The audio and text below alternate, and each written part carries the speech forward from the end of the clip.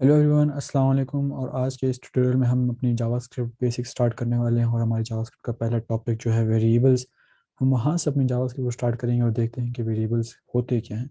तो वेरिएबल्स की तरफ जाने से पहले, एडिटर में जाने से पहले हम समझते हैं कि वेरिएबल्स क्यों यूज़ करते हैं, क्या होते हैं, कैसे क्रिएट करते हैं, और उसके अंदर क्या क्या किस किस तरह की वैल्यू जो है हम स्टोर कर सकते हैं। तो आइए चलते हैं।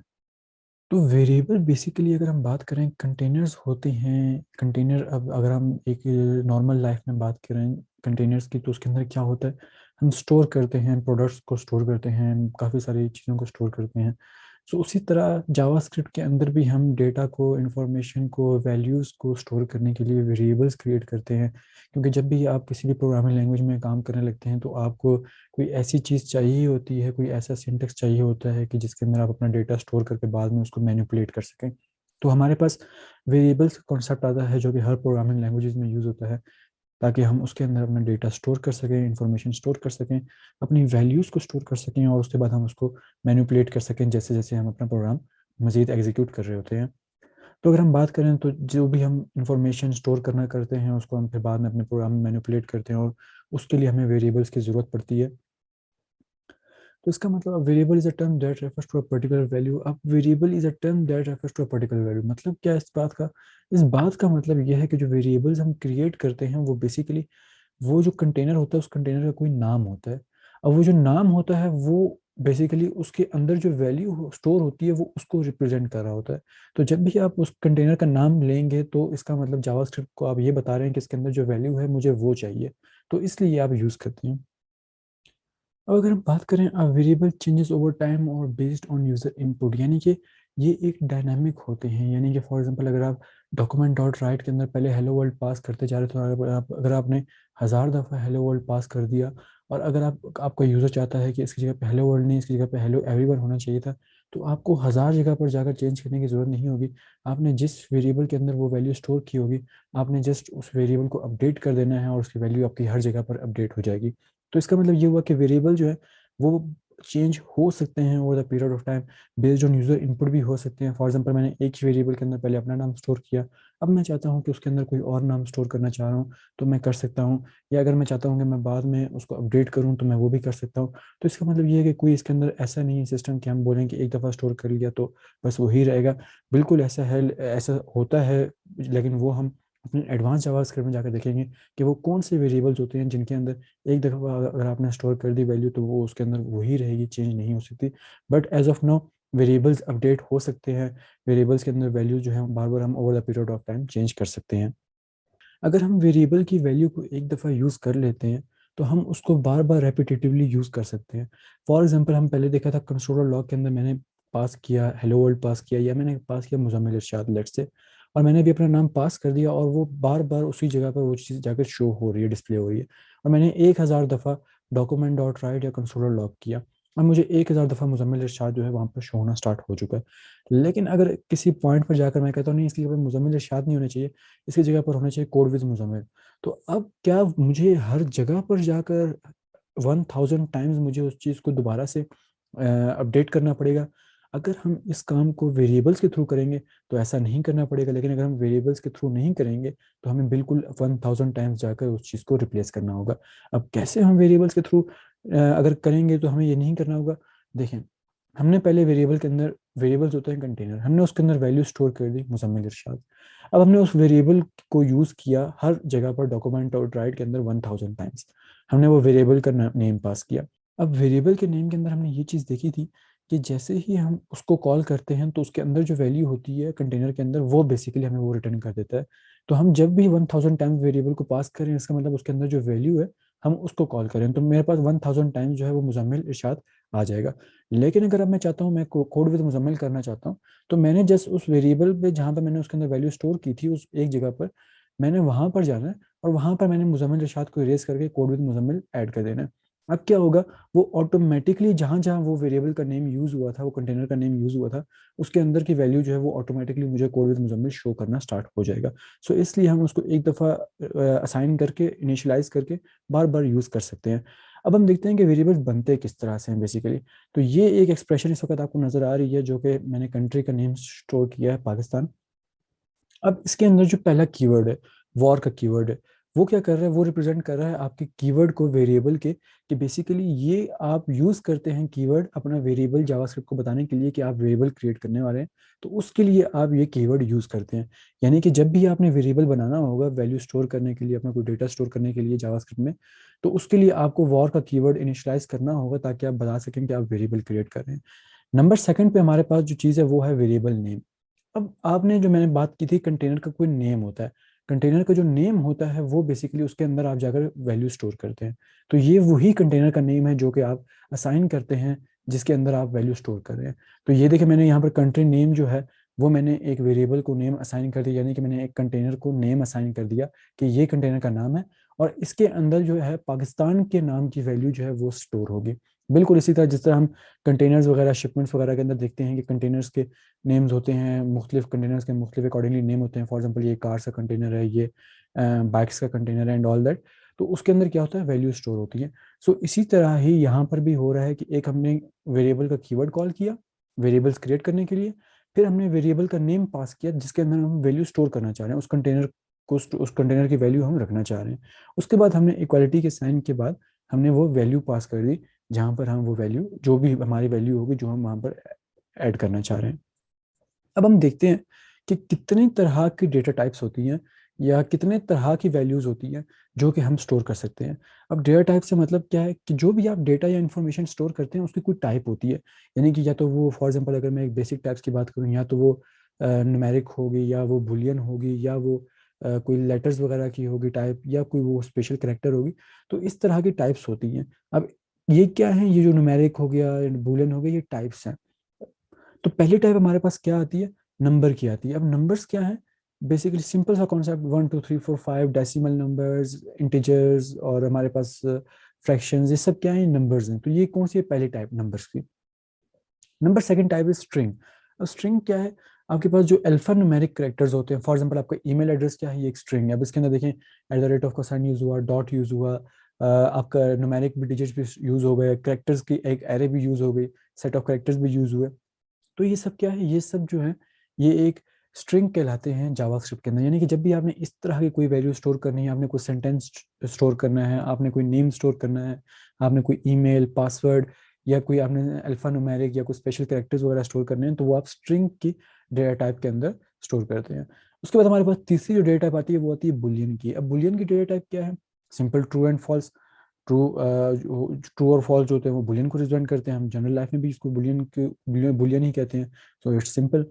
उसके बाद हमारे पास एक और टाइप आती है अनडिफाइंड की। अब अनडिफाइंड की टाइप क्या करती है, आप कोई वेरिएबल जो है उसको डिफाइन करते हैं, डिक्लेयर करते हैं, लेकिन आप इनिशियलाइज नहीं करते। डिक्लेयर करने का मतलब ये है कि आप उसकी वेरिएबल का नेम भी दे देते हैं, आप वॉर का कीवर्ड भी यूज कर लेते हैं, लेकिन आप इक्वालिटी और उसके बाद जो वैल्यू पास करने वाली चीज होती है वो आप स्किप कर देते हैं। आप जस्ट कहते हैं कि यहीं तक रहने दो, बाद में मैं इसके अंदर कोई वैल्यू शायद अपडेट कर दूं।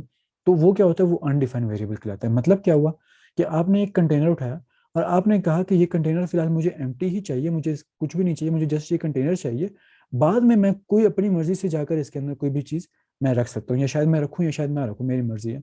तो आपने क्या किया, आपने कंटेनर एक अलग से रिजर्व करवा लिया, लेकिन आपकी मर्जी, आप कब उसको इनिशियलाइज करवाना चाहते हैं। So this is basically undefined. उस वेरिएबल की जो टाइप होगी वो बेसिकली अनडिफाइंड होती है। उसके बाद हमारे पास एक और टाइप आती है, ऑब्जेक्ट्स की टाइप आती है। इसको फिलहाल हम नहीं देखेंगे। ऑब्जेक्ट्स की टाइप बहुत ही एक इटसेल्फ एक एंटिटी है, इसके अंदर सेपरेट एंटिटी है, इसके अंदर बहुत ही ज़्यादा डिटेल कॉन्सेप्ट है जो कि हम एडवांस जावास्क्रिप्ट में अपने देखेंगे। So these are the basic types जिसके अंदर जो है हम वेरिएबल्स वगैरह के अंदर जो वैल्यू स्टोर करते हैं, डेटा स्टोर करते हैं, ये उनके ऊपर बेस कर रही होती हैं, इन टाइप्स के ऊपर बेस करती हैं। अब किस तरह से बेस करती हैं वो भी हम देखेंगे अपने प्रैक्टिकली जाकर अपने वीएस एडिटर के अंदर। अब हम बात करते हैं कि वेरिएबल नेम्स के अंदर लीगल कौन सी नेमिंग होती है, इलीगल कौन सी नेमिंग होती है, यानी कि आप कौन सी नेमिंग कन्वेंशन यूज कर सकते हैं और कौन सी नहीं यूज कर सकते। सो वेरिएबल का नेम जब भी आपने क्रिएट करना होगा तो सबसे पहले चीज़ आपने याद रखी होगी कि आप स्पेसेस नहीं दे सकते। मतलब आपने अगर वेरिएबल का नेम देना है तो विदाउट स्पेसेस देना है। जिस तरह भी हमने ऊपर एक एग्जांपल देखी थी वेरिएबल क्रिएट करने की, उसमें मैंने कंट्री नेम तो दिया हुआ था लेकिन उसके बीच में मैंने स्पेस नहीं दी थी, अंडरस्कोर यूज किया था। तो स्पेस जो है वो आपने नहीं देनी। अगर आपने स्पेस दी तो आपको वो जावास्क्रिप्ट एरर थ्रो करेगा और आपका वेरिएबल रीड नहीं कर पाएगा और आपका प्रोग्राम भी ब्रेक कर देगा। अब सेकंड नंबर पर जो हमारे पास आती है इस वक्त रिस्ट्रिक्शन, वो ये है कि वेरिएबल्स के अंदर आप letters, number, dollar sign, underscore, ये चार चीज़ें आप यूज़ कर सकते हैं। इन चारों में से कोई भी यूज़ कर सकते हैं, इन चारों का कॉम्बिनेशन भी यूज़ कर सकते हैं, लेकिन इन चारों के अलावा आप कोई और चीज़ यूज़ नहीं कर सकते। यानी कि कोई और स्पेशल कैरेक्टर आप यूज़ नहीं कर सकते, कोई और आप inverted commas and all that, slash, forward slash, back slash, कोई भी चीज़ यूज़ नहीं कर सकते वेरिएबल का नेम क्रिएट करते वक्त, इन चारों के अलावा। तो जिस तरह मैंने कंट्री अंडरस्कोर नेम 1 2 3 किया था, आप भी उस तरह कर सकते हैं बिल्कुल। और उसके अंदर आप मैनिपुलेशन भी कर सकते हैं, 1 2 3 को बीच में लें, अंडरस्कोर को आखिर में भेज दें, तो आप वो कर सकते हैं। लेकिन इन चारों में से ही आप पिक कर सकते हैं अपने वेरिएबल के नेम्स के लिए कन्वेंशन, इसके अलावा आप कोई पिक नहीं कर सकते।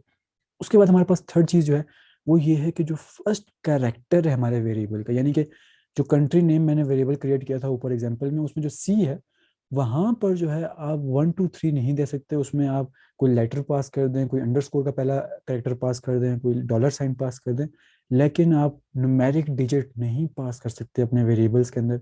स्टार्टिंग जो आपका कैरेक्टर होगा जीरो इंडेक्स पर, one one number one value जो होगी, वो आप न्यूमेरिक डिजिट नहीं पास कर सकते।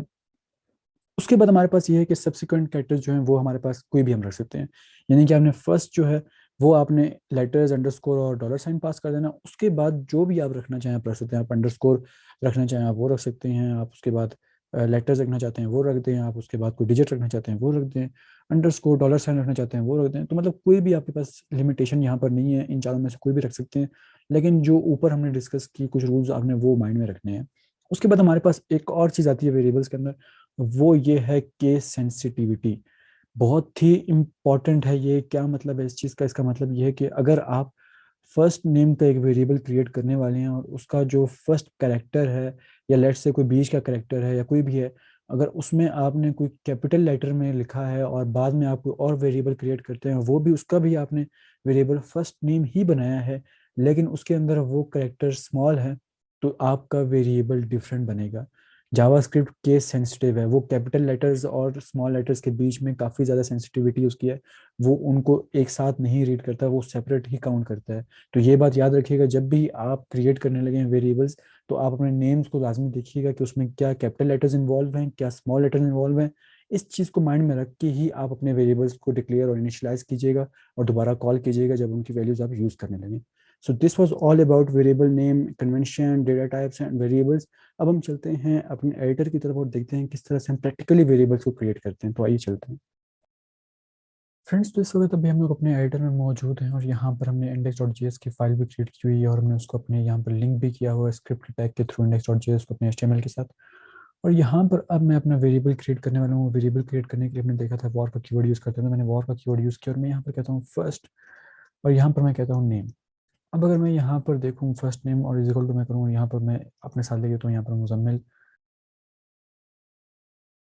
तो यहाँ पर मैंने फर्स्ट नेम के अंदर देखिए वैल्यू स्टोर कर दी मुजम्मिल इरशाद। अब ये जो मैंने इन्वर्टेड कॉमास लगाए हैं दो और इसके अंदर वैल्यू लिखी है, ये बेसिकली स्ट्रिंग को रिप्रेजेंट करती है। यानी कि अगर आपने स्ट्रिंग कहीं पर भी स्ट्रिंग की वैल्यू अगर आपने ऐड करनी है, तो वहाँ पर आप इन्वर्टेड कॉमास में स्ट्रिंग की वैल्यू देंगे और देखिए उसके अंदर हम कुछ भी दे सकते हैं, स्पेसिस है, अल्फा न्यूमेरिक है, स्पेशल कैरेक्टर्स हैं, कुछ भी हम दे सकते हैं। वो सबको सिमिलर काउंट करेगी। आप कोई भी इसके अंदर आपके पास रिस्ट्रिक्शन नहीं है। तो जस्ट आपने इन्वर्टेड कॉमास प्लेस करने हैं और उसके अंदर आपने अपने स्ट्रिंग की डेटा टाइप की जो भी वैल्यू होगी वो आपने वहाँ पर दे देनी है। तो यहाँ पर मैंने फर्स्ट नेम दे दिया और यहाँ पर मैं अगर इसको कंसोल डॉट लॉग करवाऊँ, आप चाहें तो आप डॉक्यूमेंट डॉट राइट भी करवा सकते हैं, कोई इशू नहीं है। दोनों में रिजल्ट सेम ही आएगा, एक में ब्राउजर में आएगा, एक में डेवलपर कंसोल में आएगा। लेकिन बेस्ट प्रैक्टिस ये है कि हम डेवलपर कंसोल को यूज़ करें क्योंकि वो जावास्क्रिप्ट के लिए बहुत ज़्यादा यूज़ होता है। तो मैंने सेव करवाया, मैं ब्राउजर में जाता हूँ, मैंने उसका पाथ कॉपी किया हुआ, मैं जैसे इसको रिफ्रेश करूँगा तो यहाँ पर मेरे पास मुजम्मिल इरशाद शो होना स्टार्ट हो चुका है। और यहाँ पर आप देख सकते हैं कि मेरे पास वो उस फाइल के अंदर लाइन नंबर भी मुझे बता रहा है कि index.js की फाइल है और उसके अंदर लाइन नंबर 5 पर हमने ये प्रिंट करवाया है। मैं index.js की फाइल में जाता हूँ और देखिए हमने लाइन नंबर 5 पर ही कंसोल लॉग प्रिंट करवाया था। तो देखिए आपको हर चीज़ वहाँ पर कंसोल लॉग के थ्रू बताई जा रही है डेवलपर कंसोल के अंदर। अब मैं एक और डेटा टाइप की वैल्यू क्रिएट करता हूँ, मैं यहाँ पर वॉर कहता हूँ और मैं यहाँ पर कहता हूँ एज, और इसके अंदर मैं अब न्यूमेरिक डेटा टाइप की वैल्यू पास करने वाला हूँ। फॉर एग्जाम्पल मैं यहाँ पे कहता हूँ 25, एक रैंडम मैंने वैल्यू इसमें स्टोर की। अब मैं इसको कंसोल लॉग करवाता हूँ। देखिए मैंने यहाँ पर एज को कंसोल लॉक करवा दिया। मैं जैसे ही इसको सेव करूँ दोबारा मैं ब्राउजर में जाऊँ तो यहाँ पर मैं रिफ्रेश करूँगा तो यहाँ पर देखिए हमारे पास 25 भी शो होना स्टार्ट हो चुका है। अगर वो ब्लू कलर में शो हो रहा है तो इसका मतलब ये उसको उसकी डेटा टाइप वो एज अ नंबर रीड कर रहा है। और अगर वो यहाँ पर वाइट कलर में शो कर रहा होता है जिस तरह मुजम्मिल शाह शो हो रहा है तो यानी कि वो स्ट्रिंग है।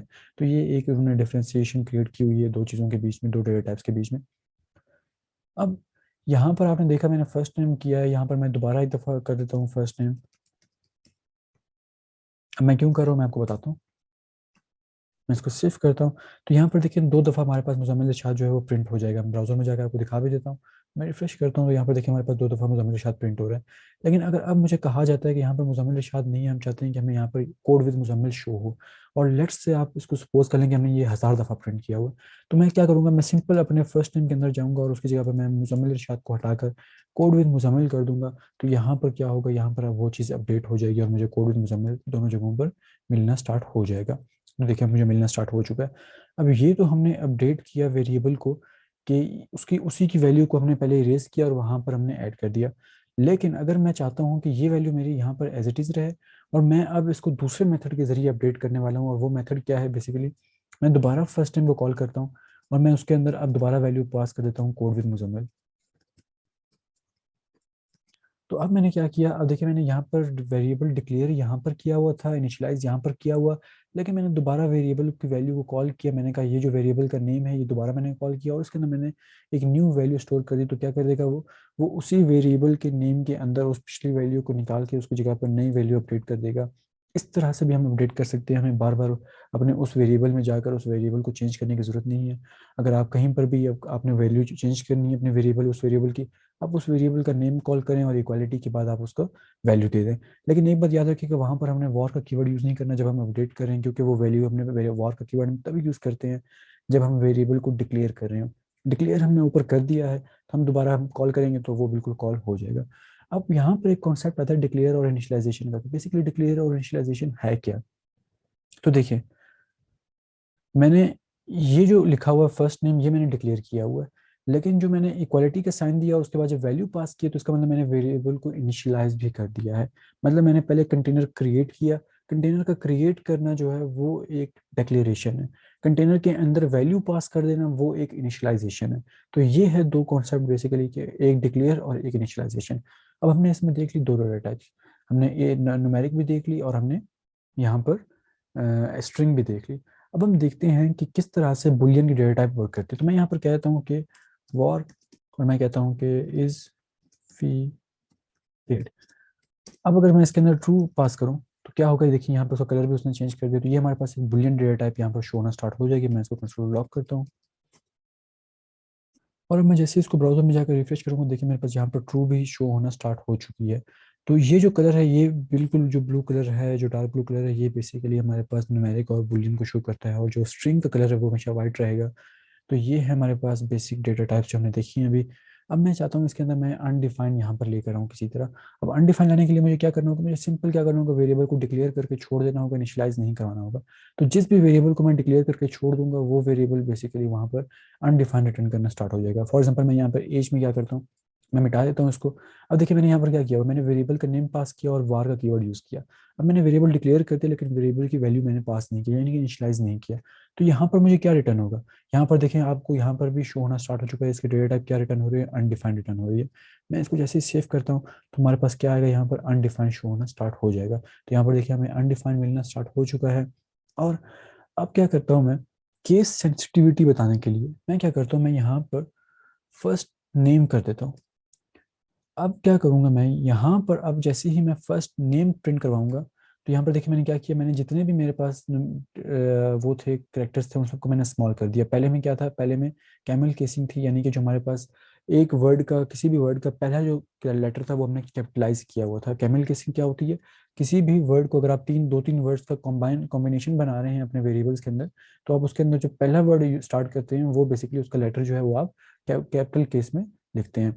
फॉर एग्जाम्पल मैंने यहाँ पर फर्स्ट नेम लिखा हुआ था तो इसका जो एन है वो मैंने कैपिटल लिखा हुआ था। अब मैंने फर्स्ट का एफ क्यों नहीं कैपिटल लिखा था, क्योंकि कैमिल केसिंग में क्या होता है, जहां से आपका वर्ड स्टार्ट हो रहा है उसका जो फर्स्ट वर्ड और फर्स्ट वर्ड का जो फर्स्ट लेटर है वो हमेशा स्मॉल रहेगा। उसके बाद अगर आप कोई वर्ड्स कंबाइन कर रहे हैं पहले वर्ड के साथ तो उसके जो पहले लेटर्स होंगे वो आप कैपिटलाइज कर सकते हैं। प्रैक्टिस बेस्ट यही, कैमल केसिंग यही यूज़ करना बेस्ट प्रैक्टिस है, लेकिन आप चाहें तो अपनी मर्जी से भी कर सकते हैं।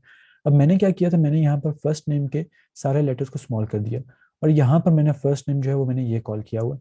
मैं इसको भी वॉर के कीवर्ड के साथ इनक्लोज कर देता हूँ। अब देखिए यहाँ पर मैंने क्या किया हुआ है, एक फर्स्ट नेम वो कॉल किया हुआ है जहाँ पर जिसके सारे लेटर स्मॉल हैं, और दूसरा मैंने वो कॉल किया हुआ है जिसके अंदर कैमल केसिंग यूज हुई है, यानी कि एन जो है वो कैपिटल है। अब अगर मैं इसको सेव करवाने के बाद ब्राउजर में जाऊँ, देखिए हमारे पास दो डिफरेंट रिजल्ट आने वाले हैं। अगर मैं इसको सेव करूँ तो यहाँ पर देखें, एक तरफ हमें मुजम्मिल इरशाद मिल रहा है और उसी के नीचे हमें कोड विद मुजम्मिल मिल रहा है, यानी कि उसने कैमल केसिंग का डिफरेंस क्रिएट करके उस चीज़ को उसने सेपरेट रीड किया है। और फर्स्ट नेम दोनों ही फर्स्ट नेम थे, लेकिन एक में उसने कैपिटल लेटर था तो उसको उसने सेपरेट वेरिएबल काउंट किया, और जो दूसरा फर्स्ट नेम था उसको उसने सेपरेट वेरिएबल काउंट किया। तो इस चीज़ का आपने ख्याल रखना जब आप वेरिएबल्स क्रिएट कर रहे होंगे। हमने अनडिफाइन भी देख लिया, हमने स्ट्रिंग भी देख ली है, हमने यहाँ पर देख लिया बुलियन भी कैसे वर्क करता है। ऑब्जेक्ट्स वाला जो हमने पार्ट था वो हम एडवांस जावास्क्रिप्ट में देखेंगे, तो फिलहाल आपने उसकी तरफ नहीं जाना है, उसको आप फिलहाल टच मत कीजिएगा। अब हम इसके अंदर एक और चीज़ देखने वाले हैं कि किस तरह से हमारे जो वेरिएबल्स थे उनके अंदर हम लोग अंडरस्कोर वगैरह यूज़ कर सकते हैं। फॉर एग्जाम्पल मेरे पास ये है, और अब मैं यहाँ पर क्या कहता हूँ कि मुझे जो है अंडरस्कोर के बाद यहाँ पर मैं चाहता हूँ कि मेरी वेरी वैल्यू आए। अब मैं इसको इरेज कर देता हूँ। अब मैंने यहाँ पर देखिए अंडरस्कोर यूज़ किया हुआ है और मुझे यहाँ पर कोई भी एरर नहीं आएगा। मैं जैसे इसको सेव करता हूँ, मैं ब्राउज़र में जाकर रिफ्रेश करता हूँ तो यहाँ पर देखते हैं, और मैंने यहाँ पर इसको प्रिंट नहीं करवाया था, मैं प्रिंट भी करवा देता हूँ। तो यहाँ पर देखिए हमारे पास मुजम्मिल इरशाद एज इट इज़ आना स्टार्ट हो चुका है, यानी कि कोई इसमें इशू नहीं आ रहा। लेकिन अगर मैं यहाँ पर 1 2 लिख दूँ या मैं खाली 1 भी लिख दूँ, तो यहाँ पर देखिए हमारे पास रेड लाइन शो होना स्टार्ट हो चुकी है, और क्या कह रहा है, एन आइडेंटिफायर और keyword can not immediately follow a numeric literal, यानी कि अगर आप कोई कीवर्ड बना रहे हैं, कोई वॉर का कीवर्ड जो आपने यूज़ किया हुआ है उसके फ़ौरन बाद आप कोई न्यूमेरिक लिटरल पास नहीं कर सकते। ये कन्वेंशन के खिलाफ है, ये इलीगल समझा जाता है जावास्क्रिप्ट के अंदर। तो अब यहाँ पर इसलिए जब भी रेड लाइन आएगी तो इसका मतलब ये कि वो आपको एरर थ्रो कर रहा है। तो इस एरर को हमने रिजॉल्व करना है। मैं इसको इरेज कर देता हूँ, हमारे पास बिल्कुल ठीक हो गया। अब मैं इसकी जगह पे लेट्स से इस वेरिएबल में कोई और चीज़ यूज़ करता हूँ, मैं फॉरवर्ड स्लैश यूज़ करता हूँ। तो देखिए मेरे पास दोबारा एरर आना स्टार्ट हो चुका है। क्यों? क्योंकि वो इस एक्सप्रेशन को नहीं रीड कर पा रहा, इस जो हमने यहाँ पर स्पेशल करेक्टर दिया हुआ है वो उसको रीड नहीं कर पा रहा। क्यों? क्योंकि ये जो है नेमिंग कन्वेंशन के खिलाफ है। लेकिन अगर मैं यहाँ पर डॉलर साइन पास कर दूँ तो मुझे कोई इशू भी नहीं आएगा, वो उसको रीड करना स्टार्ट कर देगा। और यहाँ पर मुझे एक एरर थ्रो करेगा। क्या एरर थ्रो करेगा वो हमें जानना बहुत ज़रूरी है, क्योंकि ये आपको फ्यूचर में बहुत काम आएगा। अगर मैं इसको रिफ्रेश करूँ तो यहाँ पर क्या हो रहा है, first name is not defined at index, line number भी वो बता रहा है कि कहाँ पर वो डिफाइंड नहीं है। अब डिफाइंड का मतलब क्या है ये समझना जरूरी है। वो इस लाइन की बात कर रहा है कि लाइन नंबर 5 पर जो फर्स्ट टाइम आपने प्रिंट करवाया ये डिफाइंड नहीं है, यानी कि इसको आपने डिक्लेयर किसी जगह पर किया नहीं हुआ और आप इसको लिख रहे हैं। तो ये है क्या चीज़? मुझे पहले ये तो बताओ, जावास्क्रिप्ट कह रहा है कि मुझे बताओ तो सही कि ये एक फर्स्ट नेम है क्या। क्योंकि हमने ऊपर इसका नाम चेंज कर दिया था, फर्स्ट नेम के बाद हमने डॉलर साइन लगा दिया था, और यहाँ पर ये जो नेम है इसके साथ डॉलर साइन नहीं लगा हुआ, और जिसको हमने कहीं पर डिक्लेयर भी नहीं किया और हम इसको ऐसे ही कॉल कर रहे हैं विदाउट स्ट्रिंग, विदाउट, अगर हम इसको इन्वर्टेड कॉमास में लिख देते फिर वो हमें प्रिंट करवा के दे देता। लेकिन अभी ये लेटर्स हैं और हमने इसको इन्वर्टेड कॉमास में भी नहीं दिया हुआ, तो वो उसको as a variable name consider कर रहा है, और उसको ये वेरिएबल नेम कहीं पर डिक्लेयर्ड हुआ वो नज़र भी नहीं आ रहा। तो इसलिए वो हमें एरर थ्रो कर रहा है। तो हम दोबारा अपना ये ठीक कर लेते हैं। जैसे ही हम यहाँ पर डॉलर साइन लगाएंगे तो यहाँ पर अब उसको पिक करना स्टार्ट हो जाएगा। देखें जो कलर्स था उनका बैकग्राउंड कलर वो बिल्कुल मैच हो रहा है। अब अगर हम यहाँ पर इसको सेव करने के बाद ब्राउजर में जाएं और देखें तो हमारे पास वो एरर रिजॉल्व हो गया और हमें दोबारा हमारा रिजल्ट आना स्टार्ट हो चुका है। अब इसके अंदर हम एक और चीज़ देखते हैं कि कॉन्कैटिनेशन वेरिएबल्स में कैसे होती है। फॉर एग्जांपल मैं चाहता हूँ, मैं एक सेंटेंस लिखना चाहता हूँ, एक कंप्लीट सेंटेंस लिखना चाहता हूँ, और उसके अंदर मैं चाहता हूँ कि हमारे पास दो तीन वेरिएबल्स एक साथ एक ही वेरिएबल के अंदर स्टोर हों। किस तरह से? मैं आपको करके दिखाता हूँ। मैंने फॉर फर्स्ट नेम यहाँ पर मैंने क्रिएट किया हुआ है। मैं इसका वेरिएबल नेम ठीक कर लेता हूँ, दोबारा से थोड़ा सा डिसेंट सा रख लेता हूँ, और मैं यहाँ पर एक एज भी स्टोर कर लेता हूँ, और मैं यहाँ पर कहता हूँ 25। अब मैं चाहता हूँ कि मेरे पास एक ऐसा वेरिएबल बने जिसके अंदर एक कंप्लीट स्ट्रिंग हो जो introduction they. For example my name is Muzammil Irshad, I am this years old. तो किस तरह से बनेगा? मैं यहाँ पर एक और वेरिएबल क्रिएट करता हूँ, मैं यहाँ पर कहता हूँ इंट्रो, और यहाँ पर मैं अब अपना वैल्यू पास करना स्टार्ट करता हूँ। अब मैंने डेटा पास करना, मैं किसी भी तरह का डेटा पास करता हूँ, बस मुझे माइंड में नेमिंग कन्वेंशन रखनी है, माइंड में कि किस तरह के सिंटेक्स मैंने यूज़ करने हैं अपने स्ट्रिंग के लिए, किस तरह के सिंटेक्स मुझे यूज़ करने हैं अपने न्यूमेरिक्स वगैरह के लिए। तो मैं यहाँ पर क्या कहता हूँ, माई नेम इज, और यहाँ पर अब मैंने उस वेरिएबल को यहाँ पर ऐड करना है। मैं स्टैटिक नेम नहीं जाना चाहता यहाँ पर ऐड हो, मैं चाहता हूँ डायनामिक नेम ऐड हो, यानी कि वो वेरिएबल का नेम ऐड हो। अगर मैं उस वेरिएबल के नेम को अपडेट करूँ तो यहाँ पर भी वो अपडेट हो जाए। मैं यहाँ पर क्या करता हूँ, मैं प्लस का साइन यूज़ करूँगा। प्लस का साइन हम क्यों यूज़ करते हैं? कॉन्केटिनेशन करने के लिए, फॉर एग्जाम्पल अगर आप मैथ में यूज़ कर रहे हैं तो आप प्लस करते हैं दो चीज़ों को, 2 + 5 = 7 हो गया। इसी तरह अगर आप चाहते हैं कि आप दो वैल्यूज़ को आपस में, दो स्ट्रिंग्स को आपस में कॉन्केटिनेट करना चाह रहे हैं, तो उसके लिए आप प्लस का साइन यूज़ करते हैं। तो क्या होगा, वो दो स्ट्रिंग को एक ही स्ट्रिंग में कन्वर्ट करके हमें दे देगा। किस तरह से, मैं यहाँ पर फर्स्ट नेम लिखता हूँ। अब फर्स्ट नेम क्या है, वो भी स्ट्रिंग है, यहाँ पर देखें। तो यहाँ पर आप ये एज्यूम करें कि यहाँ पर ये फर्स्ट नेम नहीं, यहाँ पर मुजम्मिल इरशाद आ रहा है। अब प्लस किया, दोबारा मैं प्लस का साइन यूज़ करता हूँ। अब यहाँ पर मैं दोबारा स्ट्रिंग देता हूँ और उसमें क्या लिखता हूँ, डॉट आई एम। और मैं यहाँ पर दोबारा अब एज का वेरिएबल दूंगा, ताकि मैं अपनी एज भी मैंने अपनी बतानी है। और मैं दोबारा यहाँ पर जो है स्ट्रिंग पास करूँगा और क्या लिखूँगा, ईयर्स ओल्ड। अब मैंने यहाँ पर देखें कॉन्केटिनेशन किया, क्या किया मैंने, माय नेम इज़, और उसके बाद मैं चाहता हूँ कि मेरा नाम आए, उसके बाद फिर मैं दोबारा डॉट और आई एम, उसके बाद फिर दोबारा एज है मेरी, और उसके बाद फिर ईयर्स ओल्ड है। अब क्या होने वाला है इसमें, मैं इसको अगर कंसोल लॉक करूँ तो क्या होगा, हमारे पास एक पूरा सेंटेंस हमारे पास आ जाएगा। जैसे ही मैं इसको रिफ्रेश करूं तो यहाँ पर देखिए हमारे पास क्या आ रहा है, my name is Muzammil Irshad, I am 25 years old. कहाँ से आ रहा है, ये जो वैल्यूज़ मैंने दी थी यहाँ पर, वो बेसिकली यहाँ पर उसने पिक कर ली और यूज़ करना स्टार्ट हो चुका है वो उसको। लेकिन एक बात याद रखिएगा माइंड में, आप कोई भी चीज़ स्ट्रिंग के साथ मिलाएंगे तो वो स्ट्रिंग डेटा टाइप में कन्वर्ट हो जाएगी। ये जो एज हमने पास की थी ये नंबर थी, यहाँ पर अगर मैं लेके जाऊँ इसको, देखिए यहाँ पर उसको as a number data type read कर रहा है। लेकिन जब वो स्ट्रिंग में मिली है तो वो अब एज अ स्ट्रिंग रीड होगी हमारे पास। मतलब अब ये जो पूरा इसके अंदर जितने भी हमारे पास ये है, ये सब कुछ ऐसा समझे कि इन्वर्टेड कॉमास में इनक्लोज हो चुका है, एज अ स्ट्रिंग हमारे पास ये रिटर्न हो रहा है। अगर मैं टाइप फाइंड करूँ इस इंट्रोडक्शन की, तो वो मेरे पास स्ट्रिंग रिटर्न होगी। अब टाइप किस तरह फाइंड करते हैं वो भी मैं आपको बताऊंगा। लेकिन अब एक और काम करने वाले हैं, हम इसको मजीद डायनामिक बनाने वाले हैं। डायनामिक किस तरह से बनाएंगे, हम इसके अंदर प्रॉम्प्ट यूज़ करेंगे। अब हम एक ऐसा कीवर्ड यूज़ करने वाले हैं कि जिससे यूज़र से हम इनपुट लेके हम इसके वेरिएबल के अंदर स्टोर करेंगे। किस तरह से, हमने देखा था अलर्ट, हमने देखा था कंसोल लॉग, हमने देखा था डॉक्यूमेंट डॉट राइट। हमारे पास एक और भी आती है प्रॉपर्टी, और वो है प्रॉम्प्ट की। और इससे क्या होता है, हम बताते हैं कि आपने यूजर से, जावास्क्रिप्ट को बता रहे हैं कि आपने यूजर से इनपुट लेना है और इस वेरिएबल में स्टोर करना है। अब प्रॉम्प्ट में मैं कहता हूँ कि प्लीज एंटर योर नेम, और अब मैं इसको सेव करता हूँ। और अगर मैं रिफ्रेश करूँ तो यहाँ पर देखिए हमारे पास ये चीज़ आ रही है, एंटर योर नेम। हमारे पास यहाँ पर एक फील्ड भी आ रही है, हम उसके अंदर अपना नेम पास कर देंगे, मुजम्मिल।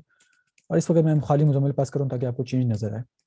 और जैसे मैं ओके करूंगा तो यहाँ पर आप देख सकते हैं क्या आ रहा है, my name is Muzammil, I am 25 years old. मैं दोबारा अब इसमें जाता हूँ, मैं एज को भी प्रॉम्प्ट कर देता हूँ, यूजर इनपुट से कर देता हूँ कि यूजर इनपुट से हम लें। प्रॉम्प्ट के एक चीज़ आप याद रखिएगा, प्रॉम्प्ट जो अभी हम लेंगे, यूजर जो भी हम यूजर से इनपुट ले रहे होंगे वो हमेशा स्ट्रिंग में हमारे पास आएगा, उसकी डेटा टाइप हमेशा स्ट्रिंग होगी। आप नंबर लें यूजर से, आप बुलियन लें यूजर से, लेकिन वो हमारे पास स्ट्रिंग आएगा। हमें उसे कन्वर्ट करना होता है दोबारा से अपने अकॉर्डिंग डेटा टाइप के अंदर। वो किस तरह कन्वर्जन होती है वो हम फ्यूचर में जाके पढ़ेंगे, उसके लिए आपको टेंशन लेने की बिल्कुल जरूरत नहीं है। फिलहाल जस्ट आपने अपनी प्रैक्टिस के लिए प्रॉम्प्ट यूज़ करना है ताकि आप यूजर से इनपुट लेकर अपने कॉन्केटिनेशन कर सकें अपने वेरिएबल्स की। तो अब मैं यहाँ पर कहता हूँ कि प्लीज़ एंटर योर एज।